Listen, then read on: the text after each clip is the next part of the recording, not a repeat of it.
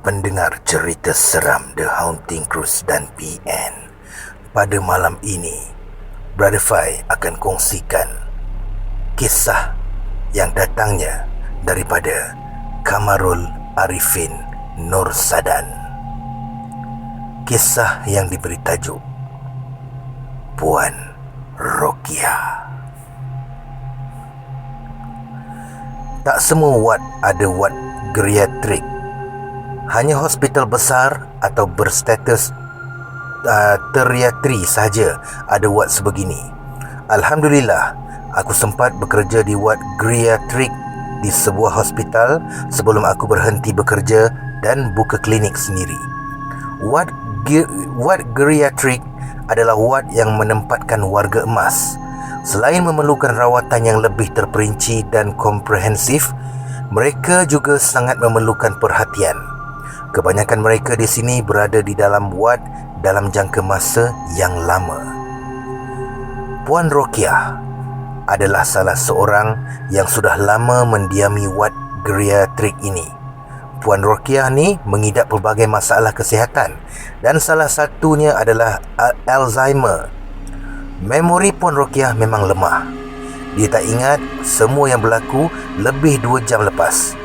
Selain tu, dia sentiasa ingat dia masih berumur 40 tahun, sedangkan usianya telah mencecah 75 tahun. Tolong saya!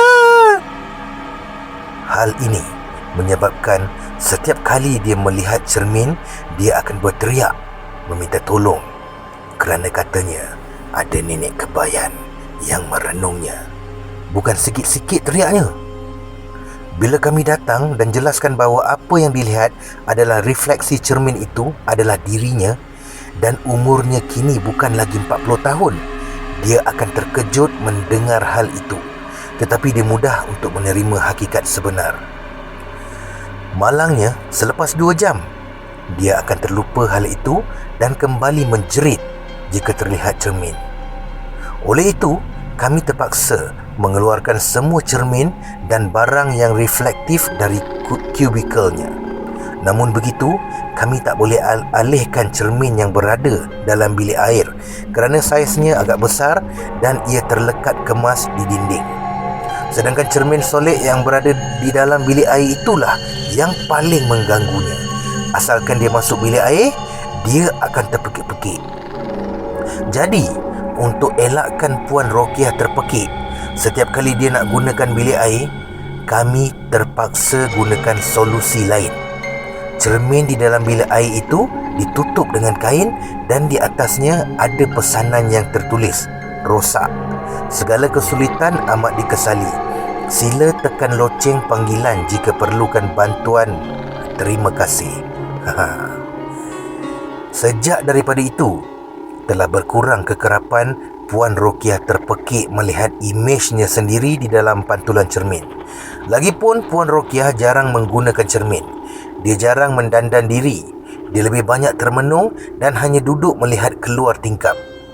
Di luar wad geriatrik ni, ada taman rekreasi yang dibina untuk kegunaan riadah untuk warga emas. Pada satu malam, loceng panggilan di kubikel Cik Rokia, Puan Rokia, berbunyi. Jadi, jururawat pun pergilah ke kubikelnya untuk lihat apa masalahnya. Sampai ke katilnya, jururawat lihat Puan Rokia tergetar-getar di penjuru katil. Dia duduk merekod sambil menutup muka. Nafas dia pendek dan laju. Puan Rokia, kenapa ni? Sapa jururawat. Puan Rokia mengangkat mukanya. Dia ajak keluar tingkap, katanya. Siapa ajak keluar tingkap? Soal misi. Nenek tu. Seriau jururawat tu dengar jawapan Puan Rokia. Walaupun kadang-kadang orang yang ada Alzheimer ni akan bercakap perkara yang pelik-pelik, kami sebagai petugas perubatan tak boleh ambil tak indah apa yang dia cakap. Manalah tahu mereka bercakap benar. Jadi, jururawat pun memeriksa tingkap di kubikel Puan Rokiah. Setelah tingkap diperiksa, jururawat tu dapati tiada sebarang tanda-tanda orang nak pecah masuk. Tak kelihatan juga sesiapa di luar.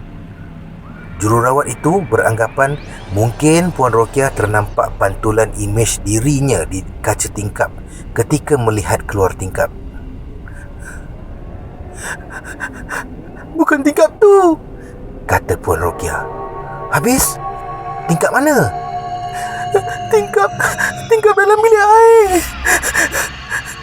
Dalam bilik air." Dalam bilik air? Dalam bilik air mana ada tingkap? Si jururawat pun pergi memeriksa bilik air itu untuk kepastian. Jantungnya berdebar-debar walaupun dia tahu di dalam bilik air itu tiada tingkap. Apabila dia buka pintu bilik air, dia terus mengerti apa yang dimaksudkan oleh Puan Rokiah. Pesakit Alzheimer kami ni ingatkan cermin di dalam bilik air yang ditutup dengan kain itu adalah tingkap yang berlangsir. Astaghfirullahalazim. Tiba-tiba kain yang menutupi cermin itu bergerak dan terselak. Dalam cermin tu kelihatan wajah Puan Rokiah dengan senyuman yang lebar. "Jom ikut saya," katanya dengan suara yang serak-serak basah sambil menghulur tangannya. Semakin lama, semakin keluar dari cermin itu. Lintang pukang jururawat tu keluar dari tandas dan lari ke kaunter jururawat. Terketar-ketar dia cerita apa yang berlaku pada rakan sekerjanya. Habis semua orang jadi takut. Aku geleng kepala lihat gelagat jururawat-jururawat tu. "Tak apa, biar saya periksa dia." "Puan Rokiah lah," kata aku sambil bangkit dari kerusi di kaunter jururawat tu. Lalu aku melangkah ke arah bilik Puan Rokiah. Bila saya kuak saja pintu, aku nampak Puan Rokiah sedang tidur di atas katil. Ketika aku nak tutup semula pintu bilik, aku jengah tandas. Pintu bilik air itu terbuka, namun lampunya tidak menyala. Aku tak nampak sesiapa dalam tandas, tapi aku dengar suara dari dalamnya. "Doktor, nak ikut saya?"